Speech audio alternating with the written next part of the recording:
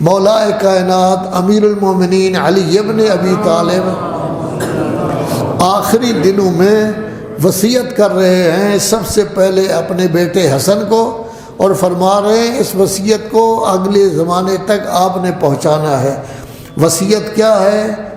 اسی کا بتقوی اللہ، اے بیٹے میں آپ کو وصیت کر رہا ہوں اللہ سے تقوی کی۔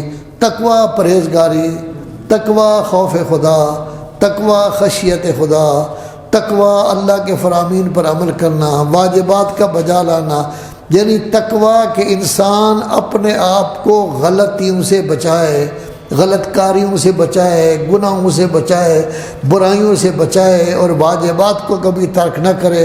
یہ مدارج ہیں تقوی کے جو اپنی جگہ ہیں۔ اسی کا بتقوی اللہ یا بنیہ، اے میرے بیٹے میں آپ کو وصیت کرتا ہوں اللہ سے تقوی کی، ولزوم امرہ، اور وصیت کرتا ہوں کہ اللہ کے حکم کو ہمیشہ لازم رکھیں، اللہ کے حکم کو پکڑے رکھیں، اللہ کے حکم کو ہمیشہ بجا لائیں، اللہ کے کسی حکم کو نہ چھوڑیں۔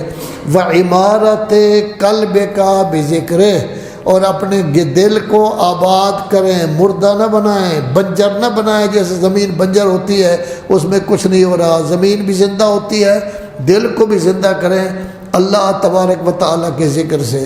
تو گویا اللہ تبارک و تعالیٰ کا ذکر انسان کے دل کو زندہ کر دیتا ہے، اللہ تبارک و تعالیٰ کا ذکر اس کے عقل کو روشن کر دیتا ہے، اللہ تبارک و تعالیٰ کے ذکر سے تمام برائیاں جو اندر کی ہیں وہ سب کی سب ختم ہو جاتی ہیں۔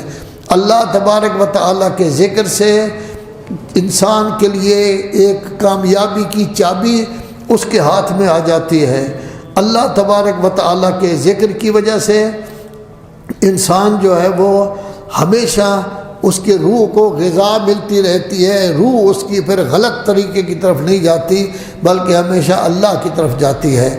تو اسی لیے یہ کہا گیا ہے جب بھی کوئی کام کرنا چاہیں، ایک قرآن مجید کی آیت بھی ہے کہ جن لوگوں کی توفیقات میں ہم نے اضافہ کرنا ہوتا ہے، جب وہ کوئی غلط کام کرنا چاہتے ہیں فوراً ہم اس کے دل میں ڈال دیتے ہیں اللہ۔